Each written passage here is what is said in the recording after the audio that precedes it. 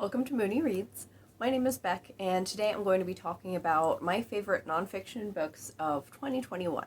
In my list of fiction books, I ended up including 12, I think, rather than 10.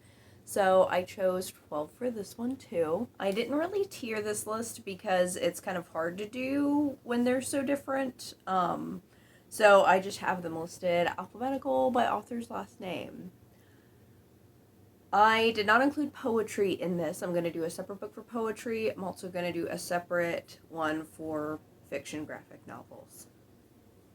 The first book that I have is Discourse on Colonialism by Amy Césaire. This was published in France in the 1950s, and it talks about basically the horrors of colonialism. It goes through and it mentions parts of the colonization of Africa, and it talks about specific figures, European figures who were involved in that colonization, and just how colonizing is like evil at its core, basically. Just the horrors that actually go into it, and the basically excusing inhumanity. He talks specifically about how when the Europeans, the colonizers, are going through this process of seeing Africans or indigenous people as animals, as less than human, they are giving up their own humanity. So this is looking at the darkness of colonization. And this was, he doesn't hold anything back. Despite it being 1950, I think there's this idea that gets perpetuated that, like, oh, well, everybody thought this way at this point, and it's simply not true. Just because the people who were in power and in control of the narrative thought that way doesn't mean that everyone thought that way. And a lot of people were very aware of the evils that people in the mainstream, I guess, are just now considering. So this was very good. I'm definitely interested in seeing what else he has written, as well as his wife. They actually, this is really short, and it's got an introduction and interview at the end. It mentions some of the stuff that his wife has done, and that seems interesting to me as well. But this was very good. Next, I have Are Prisons Obsolete by Angela Davis. This was published in the early 2000s, talking about the United States prison system. It talks about the fact that the United States has such a huge population of prisons. It talks explicitly about some of the horrors within the prison system. This talks about the history of prisons and the direct connections with racism and anti-blackness. This is a great introduction to looking at the prison industrial complex and the issues within it. It's also very accessible. It's not written in any kind of like academic heavy language or anything like that. I would highly recommend it. In fact, I this past semester used the chapter on women in prison in my Intro to Women's and Gender Studies class. And while it is emotionally difficult to get through, certainly because people are being, brutalized in these places, it is accessible from like an understanding and like reading comprehension perspective. We're going to shift gears a little bit with the next nonfiction that I have, which is Polysecure: Attachment, Trauma, and Consensual Non-Monogamy by Jessica Fern. So, like the title says, it deals with attachment style and specifically looking at kind of non-monogamous relationships. But really, I think this is a book that anyone would get a lot out of, like even if you're very strictly monogamous. The first section of this looks at attachment style in a really cool way. It goes over the basics of the main types of attachment style. Then it goes into how somebody could kind of have a gradient of some of them. Like there's, you could have like very, very anxious attachment or kind of leaning one way or the other. And then the third piece of that part, she goes into how different pieces of somebody's life can impact their attachment style. So it's not just about your parents and your partners, which is what's usually focused on when looking at attachment style, but it's also about your friends. It's also about your physical environment, the like social environment that you're in. So things like minority stress would impact your attachment style, and trauma that you would get, from living in a society that you don't fit into or that doesn't want you to fit into it. So I thought that was really great. I would actually love to read kind of more intensely on that specifically. I have yet to really look at the sources and stuff like that, but that's the one big section of the book that I think I would really like to dive into more. But then the rest of the book talks about how attachment style can impact your relationships, I guess, but really what steps you can take to like facilitate a positive attachment style. It talks a lot about looking specifically at what you want from each relationship, what the expectations are, and which expectations you would maybe looking into them and seeing what expectations you want to keep or what expectations you don't, which this is specifically written with polyamorous people in mind, but I think that's something that monogamous people also need to do. Are you assuming things about your relationship just because that's how everyone told you it's been, or that's what you got because of, the relationship that you saw your parents in? Or do you need something different from relationships, even within a monogamous context? So I think that this is extremely useful. I think that most people would be better off reading it and actually implementing some of what she's talking about here. Next, I have The Anthropocene Reviewed by John Green. I really loved this. So this is based off of his podcast, also called The Anthropocene Reviewed, where he goes through and talks about different topics and rates them on a 5-star scale. So all of these are about completely different things. There's one essay in here about Halley's Comet. There's one on NASCAR, on the mountain goats, on sunsets.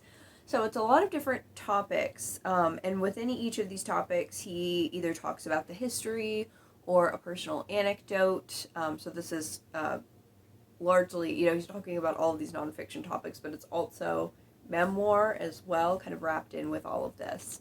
But the thing that really connects them is their connection to humanity, and both the significance that a single person can have, but also like how humanity in general can really create stuff in a positive way.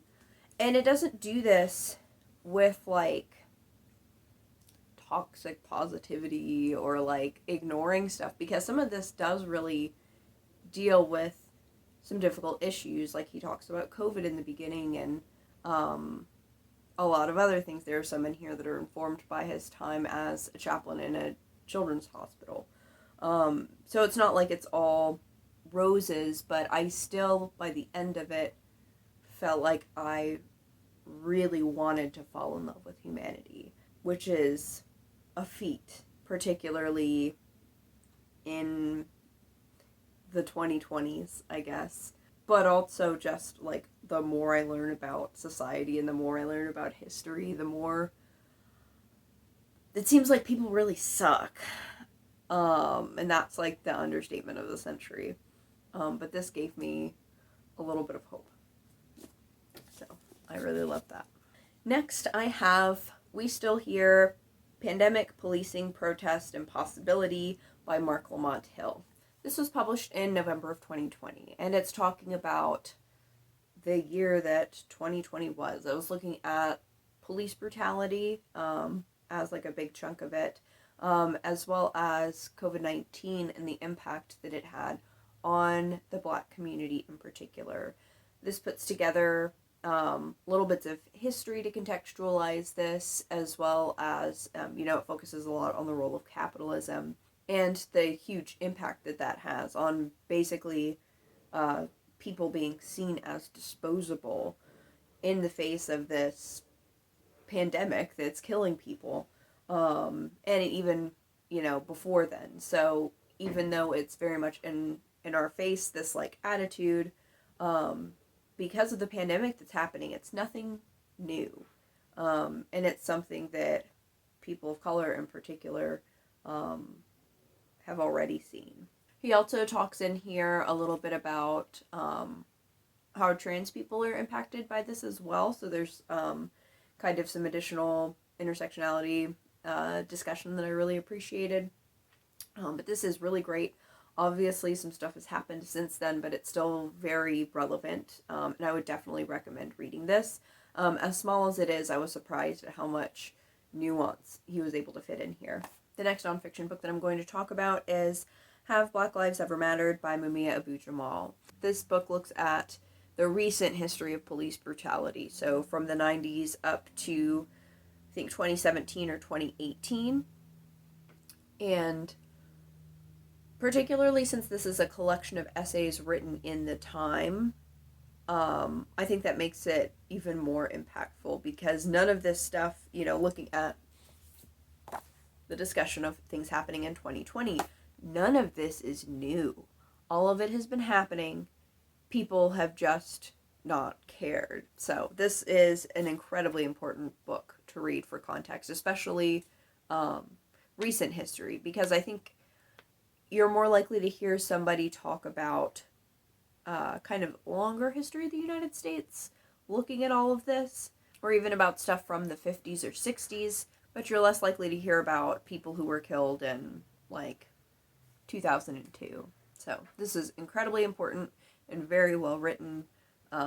Definitely, again, a must read. I mean, most of these books that, most of these books in general, I think, are things that everybody should read. Or at the very least, they're issues that more people need to get a grip on if we actually want to have, a society that's not, like, dystopian. But anyways, next I have Braiding Sweetgrass, Indigenous Wisdom, Scientific Knowledge, and the Teaching of Plants by Robin Wall Kimmerer. This is a memoir, but it talks a lot about her experience as a botanist and as an Indigenous person. She talks, like, in general about nature, her personal relationship with nature. She brings in memories from her family, but she also talks about the issues that she dealt with within the scientific field, wanting to study some of the things that she knew about, kind of being passed down, but not being taken seriously. With all of this is, a searing critique of basically the way that things function, the way that academia functions, and the way that capitalism functions, and how a lot of the ways that a lot of Indigenous people did things were inherently anti-capitalist. They weren't facilitated in response to capitalism. They weren't, like, reactionary in that way. They were just fundamentally at odds with the way that capitalism goes. She talks about the relationship between Indigenous people and the earth, about the reciprocal relationship that's supposed to be happening. So giving and then only taking what you need, which is the opposite of consumer culture. This was brilliant, and if you haven't read it already, definitely do. I definitely used the book. I mean, you can see the tabs that I have, but I largely listened to this through audiobook. Robin Wall Kimmerer reads it herself, and I highly recommend that. I usually read books on, like, 1.5 or 2 times speed, but I felt like I had to slow down and just listen. Like, the way that she reads it feels so, like, intentional. I don't know if that makes sense. But it's really wonderful, really beautiful book, really important book. The next book stays on that topic. We have The Red New Deal, Indigenous Action to Save Our Earth by the Red Nation. So this was written by a collective of people who actually have a podcast, if you're interested in that. But this looks at the failings of policies like the Green New Deal and why they don't go far enough. It looks at, the science of what is happening, what has been happening, and talks about the need for land back, the need for the land to be given back to Indigenous people so that they can go back to taking care of the land and facilitate that larger reciprocal relationship with the land in order to heal it, and also heal society. At the some of the last sections, this talks about just how many other aspects of societal issues intersect with this. So not just looking at, global warming, but also looking at racism, colonization, transphobia, healthcare, just lots of different issues. I actually think that reading these together would be really cool because this talks about the issues and what needs to be done. I think that this illustrates in a more detailed, qualitative way why this is necessary. The next book that I have on my favorites list is The Gentrification of the Mind, Witness to a Lost Imagination by Sarah Schulman. I talked at length about this one in a vlog that I did. I don't think I vlogged any of the others, or ended up reading any of the others during vlogs. But if you want kind of more detailed information on this, definitely check that out. But this is part memoir, part social analysis. She's looking at the response to the losses during the AIDS epidemic, particularly the role that gentrification plays, and looking at gentrification in a kind of a complex way. So she talks about literal gentrification, how when people died, anyone else who was living there that wasn't attached by name was just evicted, thrown out, and then it would be sold to someone who could pay like 3 times the rent. So it facilitated literal gentrification, but also in many ways the people who died were kind of gentrified out of the societal narrative, the common societal narrative. This was done by grief, who was allowed to be grieved, who was publicly grieved, who got, monuments, versus those who are still seen as deserving of death or just don't get talked about in general. And she also talks about the effect that this has on art in the area as well. I am back once again with a shift in lighting because once again I filmed stuff, the file corrupted because I had ran out of space. So I lost at least 15 minutes of footage. At least I was over halfway done with the list. So we're going to continue. I think I just finished Sarah Schulman's Gentrification of the Mind, and did kind of want to wrap that up with just talking about how important it is to learn about the history of the AIDS epidemic, and I think that that book illustrates why it's so important, just because the immediate response afterwards was erasure. Now, I think that the concept that she brings up of gentrification, looking at the gentrification of ideas, the gentrification of mourning, I think that that's absolutely applicable to other groups, and I think it would have been outside of the scope of her book, particularly as something that's partly memoir, to talk about how it applied to other groups, but I would love to see more people talk about that. And really, I think that this idea of gentrification, really, gentrification is just colonization, but within the state. It's the colonized mindset being enacted. So I would have loved to see that discussed more, just because, as much as this is about homophobia and stuff like that, this sort of reaction has its roots in white supremacy. So I would have liked to see that explored. But in general, it's a very good book, very important, and I would highly recommend it. I think I have all of the other books. I unfortunately did not write down the list. So I'm hoping that this is all of them. Next, I have Asana, an autobiography by Asada Shakur. This is told in 2 timelines. The book starts with the timeline looking at her experience being arrested after falsely being accused of killing a police officer during a shootout. She's horribly injured, and all throughout her hospital stay, she is harassed by police and constantly monitored. And then it goes in looking at her experience in prison, where she was largely kept in solitary confinement in many places. Her struggling to even be able to present information when she's in court, and going through the process of having a child in prison. The other timeline that goes on roughly every other chapter is her childhood. It starts out with her as a kid, growing up around, the racism of the time and everything like that. And then going into her kind of older years where she starts organizing. She's involved in a variety of different leftist groups, including the Black Panthers.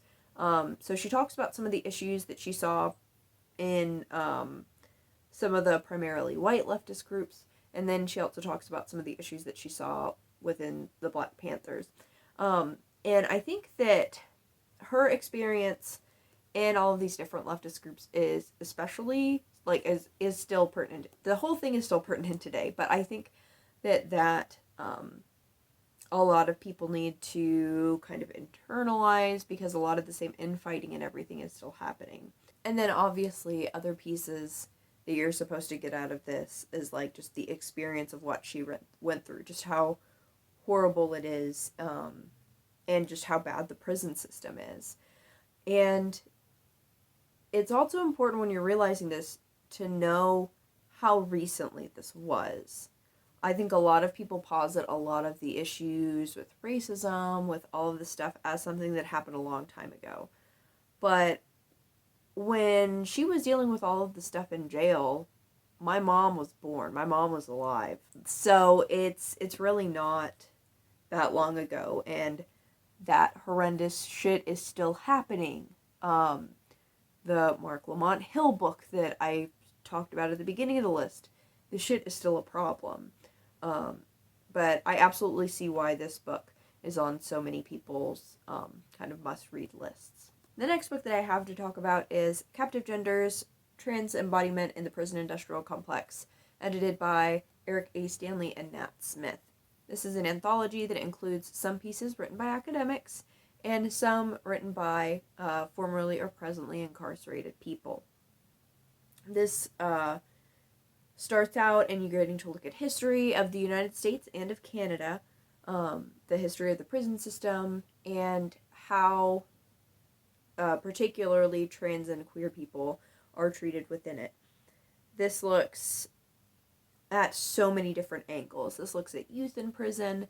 This looks at the connections between the prison system and other systems as well. Chelsea Manning has a segment that she wrote in here about the military industrial complex. There's stuff in here also about ICE. There are several things in there about that, about issues that come with charities and their complacency and all of this, the foster care system. It goes really deep looking at the topic. This was such an important read and such an emotional read. I buddy read this with Brent, and it took way longer than we intended. I think it took us about 3 months to finish this. And what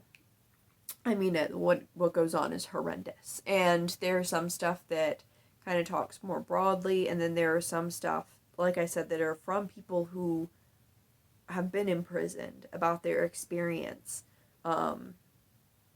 It was hard to get through, but this was incredible. Definitely one of the best that I've read this year. And then the final book that I have to talk about is graphic nonfiction. Of course, I had to have one of those. I really didn't read as many as I kind of would have liked, because I do like that genre. But we have The Black Panther Party, A Graphic History by David Walker and Marcus Kwame Anderson. This is the history of the Black Panther Party. You get to look at how it began. It also talks about, like, the fact that there are multiple Black Panther parties and which ones this Black Panther Party was connected to or not, and how you get to look through some of the people who were in leadership positions and what happened with them, and kind of the fall of the party, looking at, like, the dynamics and the people within it, but also the huge impact of COINTELPRO. The United States government broke the Black Panthers and a lot of other leftist groups down from the inside. So this was a lot of really good information. Obviously it's going to be more, like, kind of basic. It is pretty short, but it is a good introduction, and kind of a good place to start learning about all that. This is really a great introduction if you're kind of wanting to go into this, but you're not really used to reading nonfiction. The graphic format is great, and even though it is, like, you know, a graphic novel, there's still a fair amount of information. So that is, those are the books that I read, or no, those are my favorite nonfiction books of 2021, or some of my favorites. If I had to pick a top 5, again, like, I have problems picking favorites and stuff, so not tiered in any particular order. Why don't I just do a top 6? I could do that. Braiding Sweetgrass, The Anthropocene Reviewed, Are Prisons Obsolete, Captive Genders, Asana, and Gentrification of the Mind. Those would be kind of the top, and then the rest would be in the second, but, like, just barely. I have a hard time picking favorites. But anyways, that's what I've got. I also wanted to point out, I do have plans for talking about more of my nonfiction. I've got videos that I wanted to get out, but just didn't happen. I still need to plan them, but you might be familiar with my topical TBRs. My intention for most of those was to have wrap-ups for them. So I would like to take the books that I read that are related to those TBRs and kind of have just a chat about the books that I read. So definitely expect one for the HIV and AIDS TBR. I've got Gentrification of the Mind and Breaking the Walls of Silence to talk about for that. I also really want to have a video about captive genders, and I don't know if I want to do that as its own thing and kind of break it down because it's technically LGBT and the prison industrial complex.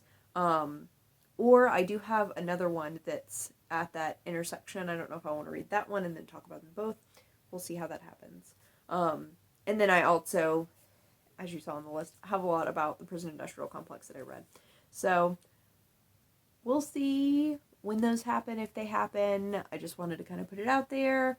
If those things sound interesting to you, like if you want to hear the wrap-ups or about any of the particular books, definitely let me know. I would really like to do more breaking down of some of these nonfiction books, especially because I know not everyone has the time to read a nonfiction book, but you're more likely to have, you know, some time for a YouTube video, you know, a 30-minute YouTube video versus, like, you know, a chunky book. So if you're interested in that, let me know, and hopefully I'll be more likely to get my shit together and actually do the videos now that I've said it out loud and put it in a video. We'll see. But that will be it for this video. Thank you all so much for watching. Bye. Do you want to say hello? Oh.